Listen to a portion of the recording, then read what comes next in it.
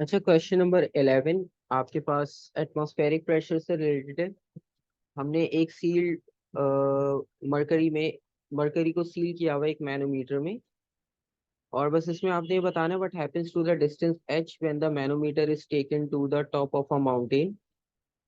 अच्छा, वैसे आपके पास सिलेबस में भी अगर आप देखो तो ऊपर तो हमारे पास प्रेशर वगैरह जर्नल है। ठीक है। अब नॉर्मली इसमें बस बैरोमीटर आपके पास इंक्लूड होगा। ठीक है। जिसमें आप एटमॉस्फेरिक प्रेशर फाइंड आउट करने के लिए उसे यूज करोगे। और बाकी वो डेंसिटी, ग्रेविटी और हाइट का कॉन्सेप्ट है, ये फॉर्मूला आपके पास यूज होगा। तो बस अब ये कॉन्सेप्ट्स आपके पास जो है वो प्रेशर में रह गए, बाकी सब जो है वो एक्सक्लूड हो गया है।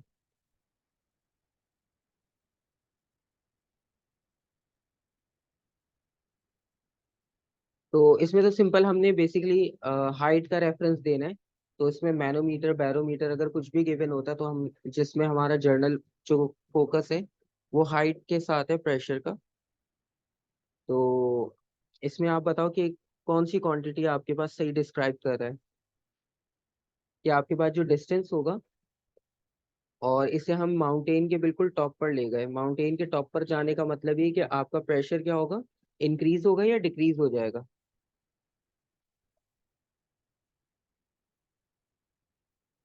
आपके पास प्रेशर इंक्रीज होगा या डिक्रीज होगा। मतलब आप हाइट पर जा रहे हो, हाइट पर जाने का मतलब ये हुआ कि आपके पास प्रेशर डिक्रीज होगा।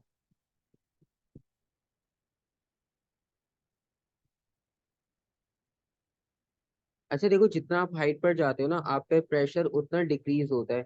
इसका मैंने रीजन भी दिया था, एक आपके पास एप्लीकेशन है प्रेशर कुकर की। ठीक है। जो प्रेशर कुकर यूज किया जाता है, तो जो बहुत ज्यादा हाइट पर रहते हैं या माउंटेनियस एरिया पे रहते हैं, हम भी क्या करते हैं जब हमें बहुत कम टाइम में किसी भी चीज को कुक करना हो तो आप प्रेशर कुकर यूज कर रहे हो। तो क्योंकि आपके पास नॉर्मल जो एटमॉस्फेयर का प्रेशर है वो हमारे पास यहाँ हमारे ग्राउंड लेवल पर तो बेसिक सिंपल अप्लाई होता है।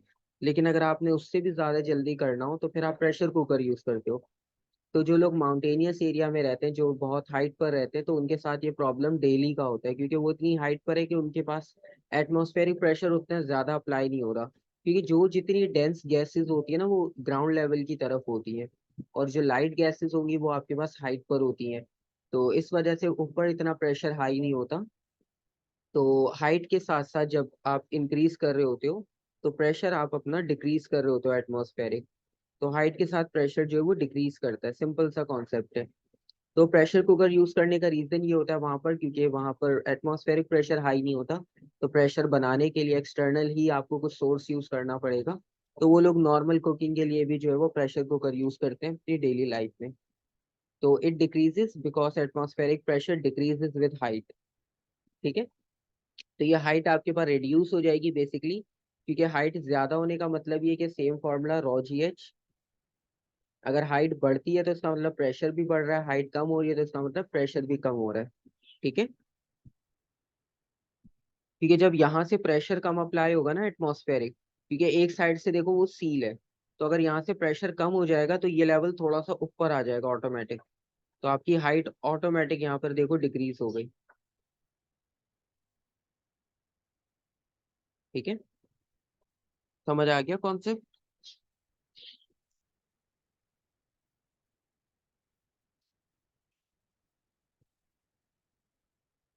ठीक है, क्योंकि ये करवा इसलिए दिया, भले मैनोमीटर लिखा तो कोई मसला नहीं है, लेकिन हमारा मेन कंसर्न ये था कि हमें एटमॉस्फेरिक प्रेशर समझना था। अच्छा, 12 वाला भी सिंपल है, आप देखो आपको आइडिया हो जाएगा। P1 V1 equals to P2 V2 से हम सॉल्व कर सकते हैं। ठीक है। यहाँ पर एक वॉल्यूम दिया हुआ है और एक प्रेशर दिया हुआ है, और उसके बाद आपको एक और वॉल्यूम दिया है और प्रेशर आपने फाइंड आउट करना है। ठीक है। तो सिंपल सा कॉन्सेप्ट है, P1 V1 equals to P2 V2, आप उससे सॉल्व कर लेना। आंसर जो भी हो वो फिर हम उसको बाद में चेक कर लेंगे।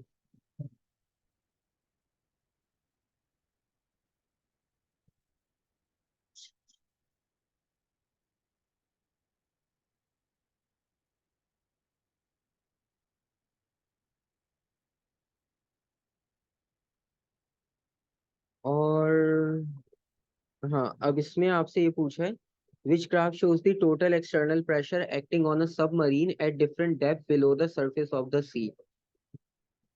ठीक है, यहाँ पर आपने ये बताना है कि जो टोटल प्रेशर एक्ट कर रहा होगा सबमरीन पे डिफरेंट डेप्थ पर, उसका ग्राफ आपने आइडेंटिफाई करना है कि कौन सा ग्राफ उसके लिए बेस्ट होगा। अच्छा, अभी हमने जो बबल वाला क्वेश्चन किया था, उससे रिलेटेड अगर आप इसको लिंक करना चाहो तो आपको आइडिया हो जाएगा कि कौन सा ग्राफ आपके पास बिल्कुल फिक्स इस पे राइट फिट होता है बिल्कुल।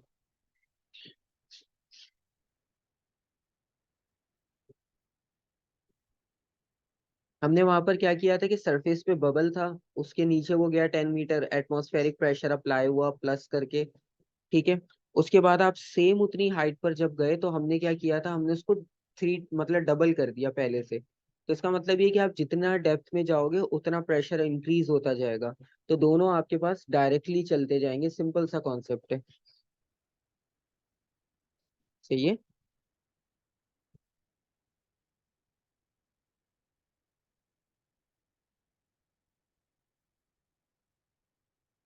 तो बी ऑप्शन आपके पास राइट होगा, दोनों डायरेक्टली इंक्रीज करते हैं, जितनी ज्यादा डेप्थ उतना ज्यादा प्रेशर।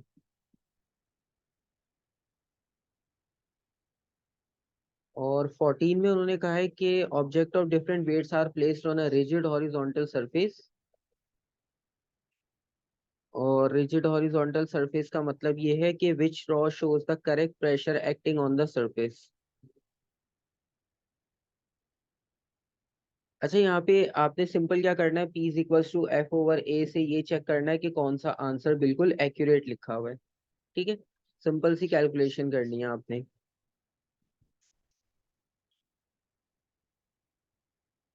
तो सी वाला बिल्कुल सही है।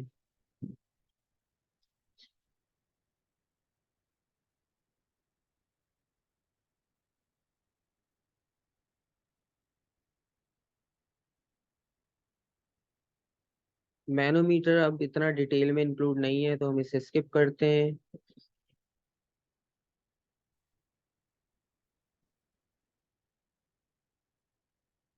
यहाँ पर है कि air is trapped in a cylinder by a piston, the pressure of the air is P and the length of the air column is 20 centimetre, और piston is moved outward until the length of the air column has increased by 40 centimetre.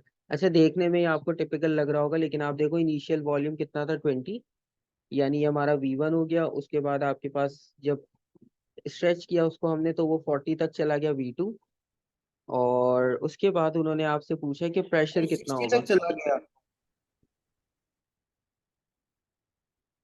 बिल्कुल, आपके पास जो V2 होगा उसमें आप 20 को add कर लो। 60 तक कह रहे हो, 60 तक हो जाएगा। Yes sir. ठीक है, तो अब आंसर बताओ कितना होगा।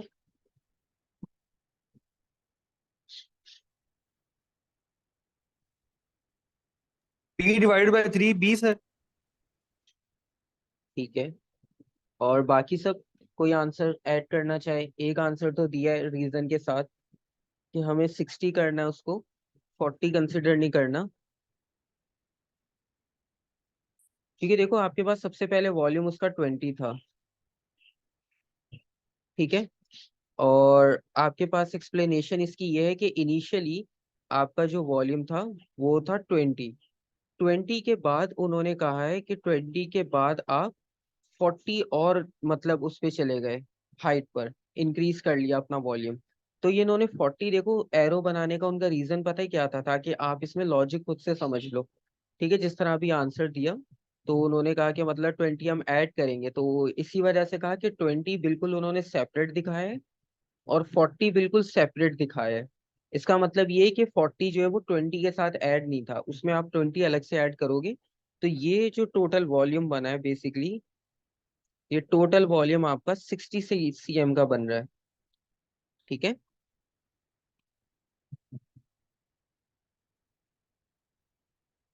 तो 60 cm का मतलब ये हुआ कि आपका जो वॉल्यूम 2 था वो 40 नहीं, वो 60 बन रहा है फाइनल अब। ठीक है, जीरो से अगर हम काउंट करें तो इसका मतलब ये है कि आपके पास जो प्रेशर होगा, आप हाइट वाइज देखो, आपने 0 से स्टार्ट किया, आप गए 20, 20 से फिर आप 40 और 60, मतलब अगर आप इक्वल चलते जाओ तो आप 3 पार्ट्स में 60 तक पहुंच रहे हो।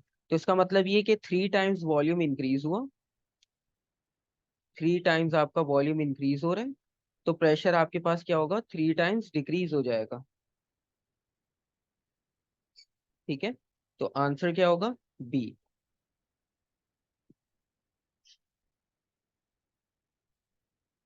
क्लियर हो गया कॉन्सेप्ट?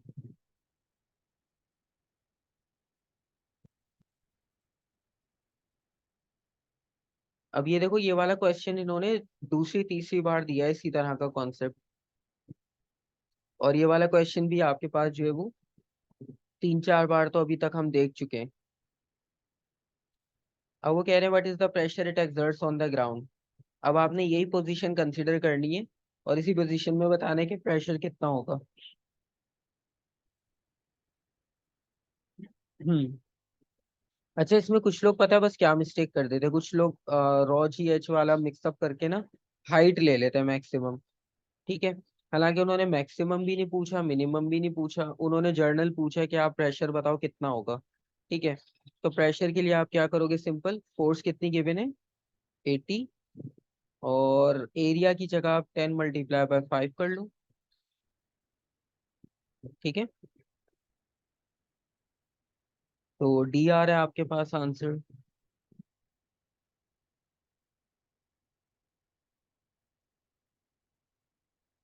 सर हाइट क्यों नहीं लेंगे? अच्छा, अब देखो यही कंफ्यूजन होती है। कंफ्यूजन पता है क्यों आया, उन्होंने कहा है कि आप ब्रिक, सबसे पहली बात तो ब्रिक की बात हो रही है, सॉलिड है, लिक्विड नहीं है। ठीक है, अगर लिक्विड होता तो हम प्रेशर इन लिक्विड का फॉर्मूला यूज करते, तो सबसे पहली चीज तो लिक्विड नहीं है, तो रॉ जी एच वाला कॉन्सेप्ट तो आप माइनस कर दो। उसके बाद उन्होंने कहा है stands upright on the ground, upright का मतलब है जो सिचुएशन उन्होंने आपको दिया आप उसी को कंसिडर करोगे। अब फॉर्मूला रह गया आपके पास F/A। ठीक है, हाँ आप कुछ पूछना चाह रहे हो, एफ सर ओवर एरिया का फॉर्मूला होता है अपना height into width into length, तो यहाँ पे हमने हाइट से मल्टीप्लाई क्यों नहीं किया? नहीं, आपने जो फॉर्मूला बताया वो वॉल्यूम का बता दिया। Sir pressure equal to force over area. हाँ बिल्कुल, आपने एरिया का क्या फॉर्मूला बताया अभी, आपने तीनों को मल्टीप्लाई कर दिया। Yes sir. नहीं नहीं, तीनों को मल्टीप्लाई करोगे ना वो तो वॉल्यूम बन जाएगा। अगर आप तीनों क्वांटिटीज को मल्टीप्लाई करते हो वो तो वॉल्यूम बन जाएगा, 3D हो जाएगा, वो मीटर सेंटीमीटर क्यूब बनेगा, ये तो वॉल्यूम हो जाएगा आपके पास।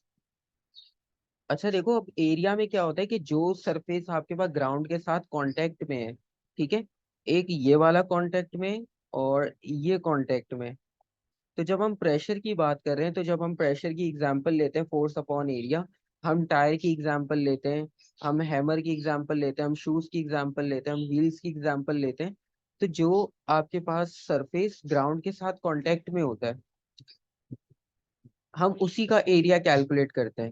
ठीक है, तो यहाँ पर आपने 20 को मल्टीप्लाई नहीं करना, क्योंकि अगर आपने 20 को मल्टीप्लाई किया ना तो आपने क्या किया, आपने ये वाला कॉन्सेप्ट मिक्स कर दिया, या तो रॉ जी एच वाला मिक्स कर दिया, वरना आप जो है वो वॉल्यूम की कंफ्यूजन में चले गए। ठीक है, सर अगर हम एरिया है लेंथ इंटू विड्थ से भी तो कैलकुलेट कर सकते हैं ना। लेंथ इनटू विड्थ से आप कर सकते हो, लेकिन उसमें प्रॉब्लम पता है क्या है, ये वाली जो 20 सेंटीमीटर है ना ये इसकी हाइट है। अब हमने जो फॉर्मूला पढ़ा है जर्नल प्रेशर का उसमें फोर्स अपॉन एरिया, और एरिया वो वाला लेते हैं हम जो ग्राउंड के साथ कांटेक्ट में है। ठीक है, क्योंकि हाइट जो होगी ना आपकी, हाइट का मतलब ये है कि जितनी आपकी हाइट बढ़ेगी मास उसके अकॉर्डिंगली डिवाइड होगा।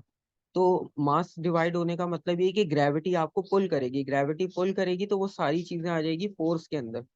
अब जिस तरह आप हील्स की एग्जांपल लो, ठीक है, हील्स की एग्जांपल है या शूज की एग्जांपल है, ठीक है, अब शूज की चलो हम एग्जांपल ले लेते हैं और हम बीच साइड को हम कंसिडर करें। अब एक शूज पहनकर चल रहा है, वो 7 साल का बच्चा होगा, वो बीच पर जा रहा है, तो उसका फुटमार्क इतना डीप नहीं होगा बीच पे। ठीक है, प्रॉब्लम क्या है कि उसकी फोर्स इतनी ज्यादा अप्लाई नहीं हो पा रही, उसका एरिया ऑलमोस्ट इक्वल है। ठीक है, अब आप उसी को कंपेयर करवाओ एक 20 साल के उसके साथ पर्सन के साथ, अब वो भी उसी स्टैंड पर चल रहा है, उसका भी सरफेस एरिया ऑलमोस्ट इक्वल है, ठीक है, बस थोड़ा बहुत डिफरेंस है, फ्यू सेंटीमीटर्स।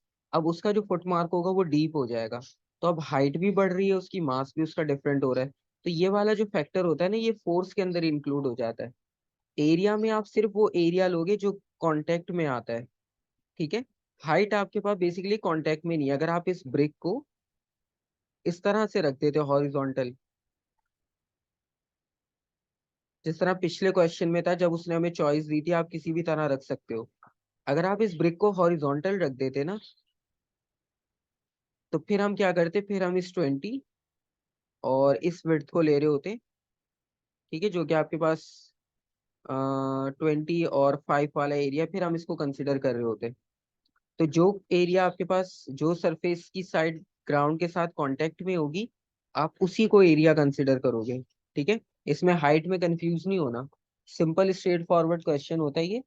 कंफ्यूजन मुझे पता है इसमें होता है कि हाइट के साथ क्यों नहीं लिया हमने। तो सबसे पहला रॉन्ग कॉन्सेप्ट तो ये है कि आप वॉल्यूम नहीं निकाल रहे। दूसरी बात ये कि हम प्रेशर इन लिक्विड फाइंड नहीं कर रहे। तीसरी बात ये कि हाइट वाला जो ये वाला सरफेस है ना, ये देखो, ये ग्राउंड के साथ कांटेक्ट में ही नहीं है, ठीक है। ये जो हाइट है, ये ग्राउंड के साथ कांटेक्ट में ही नहीं है। जो एरिया कांटेक्ट में है, एरिया उसी से निकालेंगे, ठीक है। ये वाली बात है। कोई कंफ्यूजन है?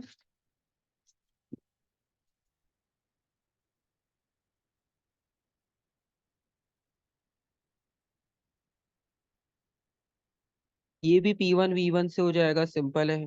थोड़ा सा आगे चलते हैं। ये भी आप कर लोगे, क्योंकि अब आपको पता है हाइट, डेंसिटी, ग्रेविटी का कॉन्सेप्ट क्या होता है। अभी ऊपर भी एक क्वेश्चन ऐसा गया। बस इससे ही आपको आइडिया हो रहा है कि इस तरह के क्वेश्चन जो है वो ज्यादा रिपीट होते हैं। अच्छा, आंसर अब आपने बता ही दिया है, तो मैं मार्क कर देता हूँ, बिल्कुल सही है, सी। मैनोमीटर आ गया, फिर से मैनोमीटर को छोड़ देना। मैं इसको सेंड करते हुए इसे क्रॉस भी करके भेज दूंगा, क्योंकि सिलेबस में आपके पास देख लो मैनोमीटर नहीं है, सिर्फ बैरोमीटर का उन्होंने मेंशन किया है एटमॉस्फेरिक प्रेशर निकालने के लिए। तो बैरोमीटर अगर आता है तो हम उसे सॉल्व करेंगे, मैनोमीटर को स्किप कर देना। ये क्वेश्चन भी एक देख लो।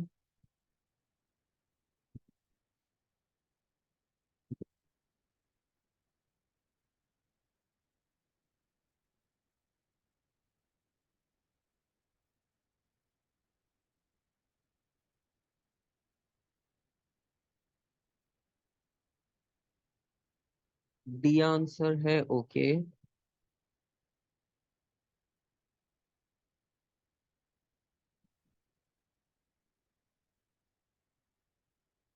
ठीक है, एक आंसर आया डी, और कोई आंसर ऐड करना चाह रहा हूँ? एक आंसर बी आया है, ठीक है। अच्छा, अब क्वेश्चन बेसिकली ये है कि दोनों लेवल को आपने फिल किया हुआ है, सबसे इम्पोर्टेंट चीज लिक्विड सेम है, तो दोनों की डेंसिटी, ग्रेविटी बिल्कुल सेम हो जाएगी, सिर्फ हाइट का फैक्टर रह गया। The area of the base of S is less than of T, वो हमें डायग्राम में भी पता चल रहा है। अब उन्होंने पूछा विच स्टेटमेंट इज करेक्ट। अच्छा, पहले बी और डी को चेक कर लेते हैं, क्योंकि आंसर्स यही दो आए हैं, और आंसर इसी में से एक है। The force on the base of S is same as the force on the base of T, ठीक है। डी में क्या कहा, the pressure on the base of S is the same as the pressure on the base of T, ठीक है। अच्छा देखो, अब फोर्स और प्रेशर, ये दोनों में बड़ा फर्क है। जब आप फोर्स की बात कर रहे हो ना, तो अभी हमने बल्कि पिछले क्वेश्चन में ये बात की कि जब आप हाइट और मास की सारी चीजें कंपेयर कर रहे होते हो ना, तो वो आपके पास फोर्स की क्वांटिटी में आती है, ठीक है। अब इसका जो एरिया है, ठीक है, बेस का वो डिफरेंट है, इसका एरिया जो है वो डिफरेंट है। और अगर हम फॉर्मूला को देखें, तो प्रेशर इक्वल्स होता है फोर्स ओवर एरिया के।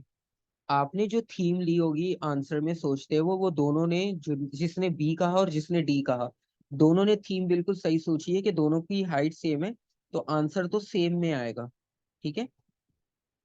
क्योंकि विड्थ से कोई इफेक्ट नहीं पड़ता, तो आपकी हाइट सेम है, विड्थ से कोई इफेक्ट नहीं पड़ता। बस आंसर की स्टेटमेंट में थोड़ा सा प्रॉब्लम ये हुआ है कि फोर्स आपके पास सेम नहीं होगी, क्योंकि देखो इसमें टी का क्या है, टी की विड्थ ज्यादा है, तो जाहिर सी बात है उसमें वाटर का लेवल भी ज्यादा होगा, मतलब क्वांटिटी वॉल्यूम की ज्यादा होगी उसमें एज कम्पेयर टू एस। लेकिन प्रॉब्लम क्या है, उसका एरिया भी ज्यादा है। भले आपने फोर्स बढ़ाई, फोर्स आपकी इंक्रीज हो जाएगी क्योंकि वाटर का जो है वो क्वांटिटी वहां पर ज्यादा है, तो मास ज्यादा होगा, वॉल्यूम ज्यादा होगा, तो फोर्स भी डिफरेंट होगी। लेकिन आपने एरिया को भी बढ़ा दिया, तो इस वजह से आपका जो फोर्स बढ़ रही थी वो एरिया ने कवर कर ली। तो इस वजह से जो प्रेशर होगा आपके पास एस और टी पर, वो दोनों पर सेम होगा। तो ऑप्शन बी में सिर्फ इतना सा कंफ्यूजन है कि वहां पर आप स्पेसिफिक फोर्स के बारे में बता रहे हो, लेकिन हम जो फॉर्मूला यूज कर रहे हैं यहाँ पर रॉ जी एच, उसकी लेफ्ट हैंड साइड आपको क्लियरली बता रही है कि आप प्रेशर की बात कर रहे हो। ठीक है। सेम लिक्विड का मतलब ये है कि ये दोनों क्वांटिटीज तो कांस्टेंट हो गई, रह गई हाइट। अब हाइट सेम दिख रही है आपको, तो इसका मतलब है प्रेशर दोनों पे सेम होगा। तो डी ऑप्शन बिल्कुल करेक्ट होगा। ठीक है।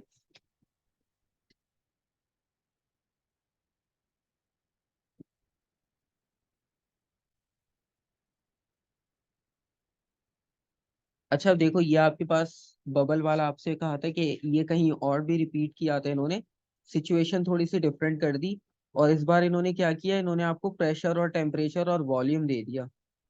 ठीक है। अब आप क्या कर सकते हो, अब आप इसको P1 V1 और P2 V2 से सॉल्व कर सकते हो। ठीक है। आप देखो यहाँ पे प्रेशर भी दिया हुआ है और एक वॉल्यूम दिया हुआ है। बॉटम ऑफ द लेक का मतलब है ये वॉल्यूम 1 होगा, वॉल्यूम 2 आपने फाइंड करना है।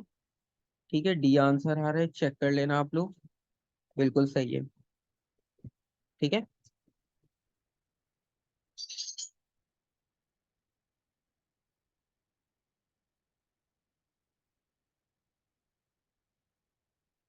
मैनोमीटर है, स्किप कर देते हैं।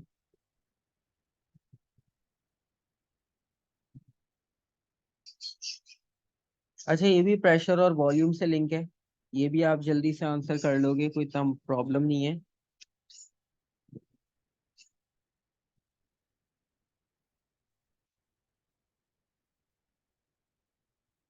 इसमें ये कि air pump is switched on and air is remove from the jar, air को हमने रिमूव कर लिया। What happens to the pressure and volume of the gas inside the balloon. ठीक है, एक ऑप्शन आ गया ए। और कोई?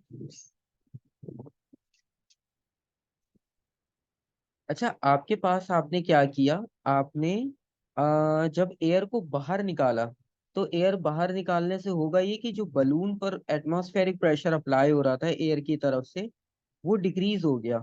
तो प्रेशर तो आपके पास डिक्रीज हो गया, यहाँ तक तो ऑप्शन ए अभी तक ठीक है।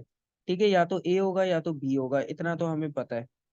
अब बात रह गई वॉल्यूम की। अब देखो क्वेश्चन क्या पूछ रहे हैं, what happens to the pressure and to the volume of the gas inside the balloon. वो बात कर रहे हैं इनसाइड द बलून। ठीक है। तो जब बलून पे बाहर का एटमॉस्फेरिक प्रेशर डिक्रीज होगा, ठीक है, एरोज हम कम कर देते हैं, ये शो करने के लिए हम एटमॉस्फेरिक प्रेशर डिक्रीज कर रहे हैं। ये हमने एटमॉस्फेरिक प्रेशर डिक्रीज कर दिया। इसका मतलब ये हुआ कि आपके पास जो इंटरनल वॉल्यूम होगा उसका, बलून का, वो थोड़ा सा इंक्रीज हो जाएगा क्योंकि उस पर एटमॉस्फेरिक का प्रेशर थोड़ा सा कम हो गया। ठीक है। तो इस वजह से आपके पास जो वॉल्यूम होगा वो इंक्रीज कर जाएगा, तो ऑप्शन बी आपके पास राइट होगा। ठीक है, pressure inversely proportional to volume. तो बी बिल्कुल राइट होगा।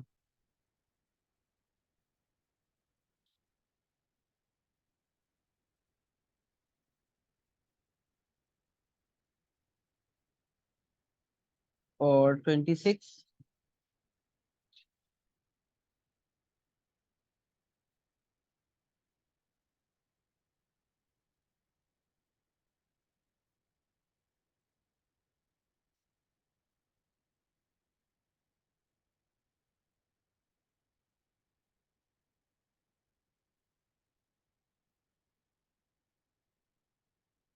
26 पे उन्होंने ये कहा है कि आपके पास दो क्यूब्स हैं और दोनों की हाइट में आपको डिफरेंस दिखाया है। ठीक है। ठीक है, एक आंसर आ गया ए। और उन्होंने कहा है the weight of the small cube is W, और what is the weight of the larger cube.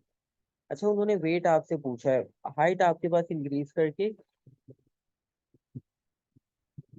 और वेट पूछ रहा है वो आपसे। और आप लोग ने आंसर दिया ए, यानी 2 टाइम्स W हो जाएगा। और कोई आंसर देना चाहे? अच्छा, एक बार ना दोनों की शेप को कंपेयर कर लो, शायद आप आंसर अपना चेंज कर लो। सिर्फ शेप देखकर समझ जाओ किस शेप की ओरिएंटेशन में आप किस चीज को मिस कर रहे हो। आप एक चीज मिस कर रहे हो, बाकी आप आंसर बिल्कुल सही दे रहे हो। ठीक है, साइड्स को आप बिल्कुल मिस कर रहे हो। ठीक है, आप साइड्स को मिस कर रहे हो। साइड्स को मिस करने का मतलब ये हुआ, बेसिकली वो आपसे वॉल्यूम के बारे में पूछ रहा है। आपके पास अगर ये 2x हो रहा है, ठीक है, और क्यूब है आपके पास, क्यूब आपको पता है कि स्क्वायर की सारी साइड्स इक्वल बनती है, तो क्यूब में भी सब साइड्स इक्वल होंगी आपके पास। कोई रेक्टेंगल बॉक्स नहीं है आपके पास यहाँ पर, तो ये भी 2x हो जाएगा और ये भी 2x हो जाएगा। ऐसा ही है।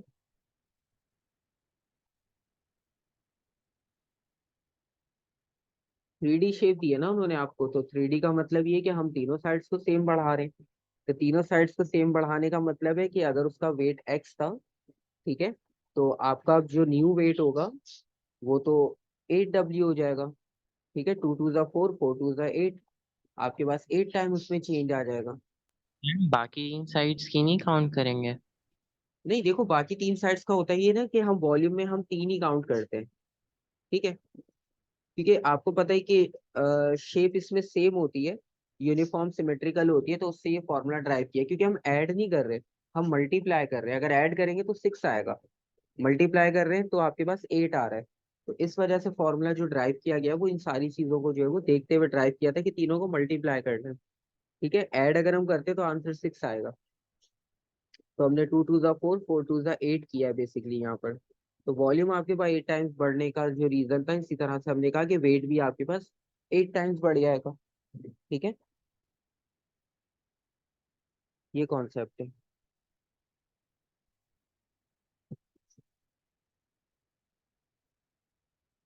और देखते हैं कुछ अलग सा क्वेश्चन।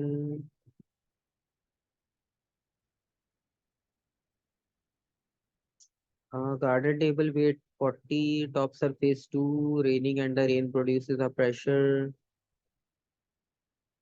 हाँ, ये भी चलो एक देख सकते हो क्वेश्चन, डिफरेंट है थोड़ा।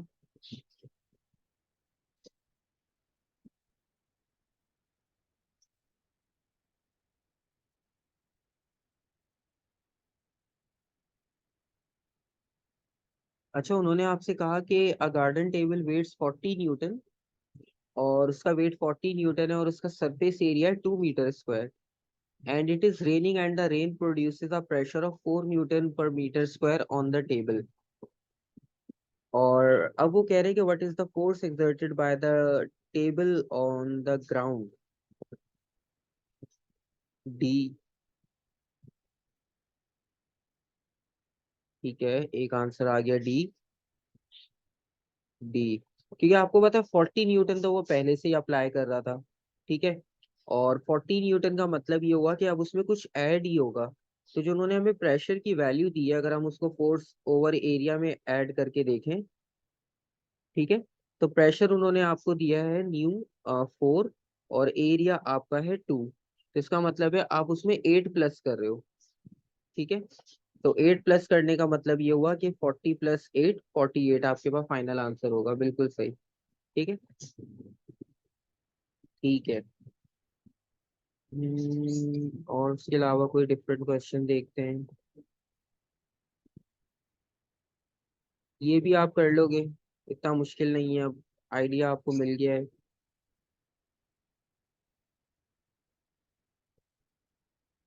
30 वाला एक देख लो, इसमें कंफ्यूजन होगी आपको, क्योंकि इसका अभी तक हमने ऐसा एक ही क्वेश्चन देखा था।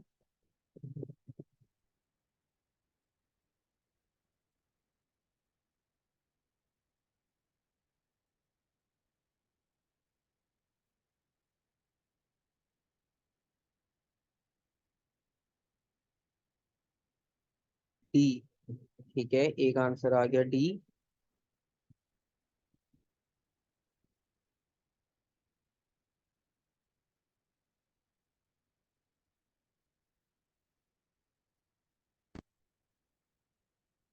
और कोई आंसर ऐड करना चाहे डी के साथ? ठीक है, इसमें आपके पास बेसिकली आंसर में पूछा है कि how does the pressure of the air trapped air changes. अब उन्होंने कहा the final volume of the trapped air is one fourth of the original. ठीक है, तो सिंपल सी बात है, अगर वन फोर्थ लिखा है उन्होंने तो वॉल्यूम 4 टाइम्स डिक्रीज हो रहा है। वॉल्यूम 4 टाइम डिक्रीज होने का मतलब ये हुआ कि प्रेशर 4 टाइम्स इंक्रीज हो जाएगा। सिंपल। तो डी बिल्कुल राइट आंसर होगा। ठीक है, ये एग्जाम्पल आ गई आपके पास कि कौन ग्रेटेस्ट प्रेशर एक्सर्ट करेगा। बी। ठीक है, बी बहुत सिंपल सा है क्योंकि एरिया सबसे शॉर्ट है वहां पर, और ग्रेटर है आपकी फोर्स। ये पैराफिन और वाटर वाला आप देख लो, ये थर्ड टाइम रिपीट हो रहा है। ठीक है, अलग अलग तरह से उन्होंने पूछ। अच्छा, इसको वो आप लीस्ट पूछा है इन्होंने बस ना इस बार, तो लीस्ट इसका मतलब है डी होगा। ठीक है, भाई ये चेक कर लिया करो कि पूछ क्या रहे वो। कभी कभी वो लीस्ट भी पूछता है, कभी कभी वो आपके पास हाईएस्ट भी पूछता है।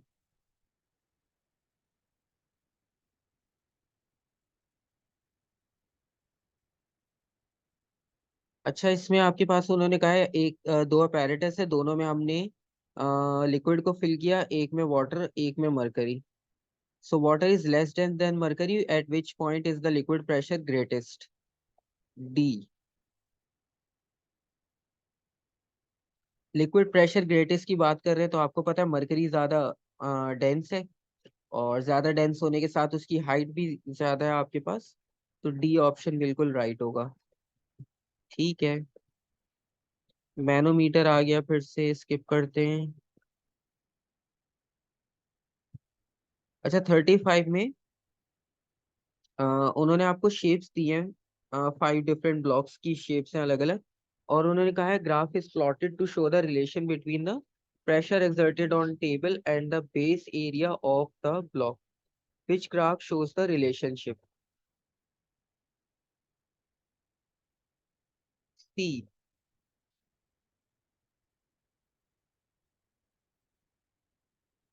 ए। ओके। अच्छा, उन्होंने कहा है कि एक चीज और इम्पोर्टेंट लिखी हुई है कि इनका मास सेम है, बट बेस एरिया डिफरेंट है। मास सेम होने का मतलब ये कि फोर्स तो सेम हो गई, मतलब pressure equals to force upon area में से फोर्स चेंज नहीं हो रही है, एरिया आपके पास वेरी कर रहा है। अब एरिया में प्रॉब्लम पता है क्या है, कि एरिया में आपके पास वेरिएशन बहुत है। एरिया की वेरिएशन का मतलब ये है कि यहाँ पर सर्कुलर ले लिया, यहाँ पे आपके पास क्यूब है लेकिन हाइट वाइज ज्यादा है, यहाँ पे विड्थ वाइज क्यूब ज्यादा है, यहाँ पे ट्राइंगुलर ले लिया, यहाँ पे सर्कुलर आ गया फिर से। तो वेरिएशन इस सेंस में कि मतलब अगर होता ना कि अगर 4 क्यूब ले रहे होते हम, ठीक है, तो 4 क्यूब्स का मतलब ये हुआ कि आप एक ही शेप की बात कर रहे हो, तो या तो एरिया इक्वल इंक्रीज करेगा या इक्वल डिक्रीज करेगा, सिचुएशन सेम होती। ठीक है, लेकिन यहाँ पर सिचुएशन थोड़ी सी डिफरेंट इस तरह से हो गई कि शेप सारी डिफरेंट है, और शेप सारी डिफरेंट होने का मतलब ये कि आपका जो ग्राफ होगा वो इस बार कर्व की तरफ जाएगा, स्ट्रेट लाइन नहीं होगा। और ठीक है, एक आंसर आया डी। उससे पहले ए कहा था एक ने सी कहा था, तो अभी जो आंसर आया वो डी आया लेटेस्ट। ठीक है, अब आपको समझ आ गया कॉन्सेप्ट के था क्या। तो अब आंसर आप डी इसलिए कह रहे हो क्योंकि आपको पता है कि एरिया हमारे पास चेंज हो रहा है, तो एरिया चेंज होने की वजह से आपका प्रेशर जो है वो चेंज होता जाएगा, तो ग्राफ जो है वो वेरिएबल होगा। और प्रेशर आपको पता ही है कि फोर्स सेम है तो एरिया बढ़ेगा, तो आपके पास जो है वो प्रेशर डिक्रीज की तरफ ही जाएगा।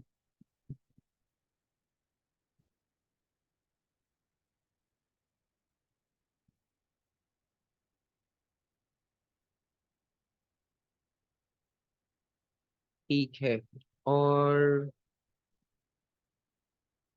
अच्छा ये भी आप कर लोगे, बेस एरिया निकालना है, सिंपल है, हम देख चुके हैं। 37 भी सिंपल।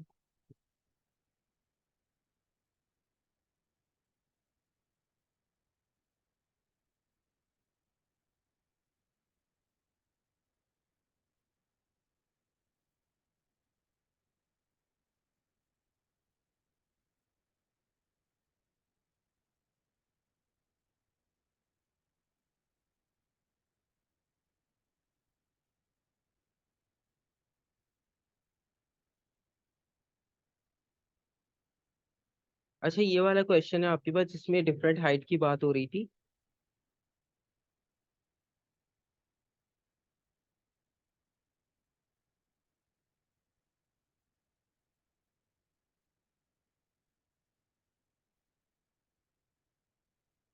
इसमें आपके पास देखो ऑप्शन बताना है, when the atmospheric pressure falls which length decrease. अब कौन सी लेंथ डिक्रीज होगी ये आपने आइडेंटिफाई करना है।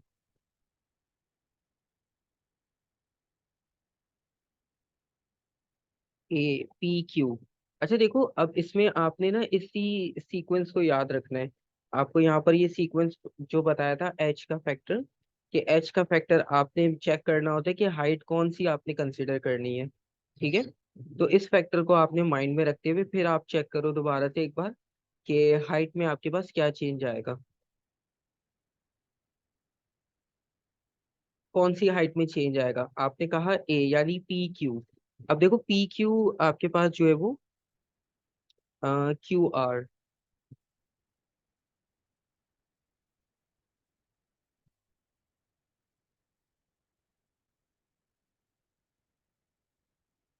क्योंकि उन्होंने कहा है कि mercury level in the tube falls leaving a vacuum at the top. तो वैक्यूम आपके पास जो है वो मर्करी लेवल अगर डिक्रीज होगा तो पी क्यू तो आपके पास इंक्रीज हो जाएगा। ठीक है, क्यू आपके पास कुछ यहाँ पर होगा, पी आपके पास कुछ यहाँ पर आ जाएगा, और क्यू और आर की जो आपकी हाइट होगी वो शॉर्ट हो जाएगी। ठीक है। तो डिक्रीज में आपके पास सी आएगा, बिल्कुल सही है, क्यू आर आपके पास डिक्रीज करेगा। ठीक है।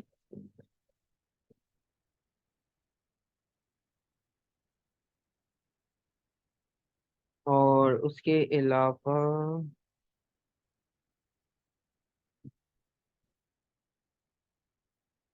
अच्छा हाँ एक ये वाला भी देख लो 42, इसमें थियोरेटिकल कॉन्सेप्ट भी क्लियर हो जाएगा। और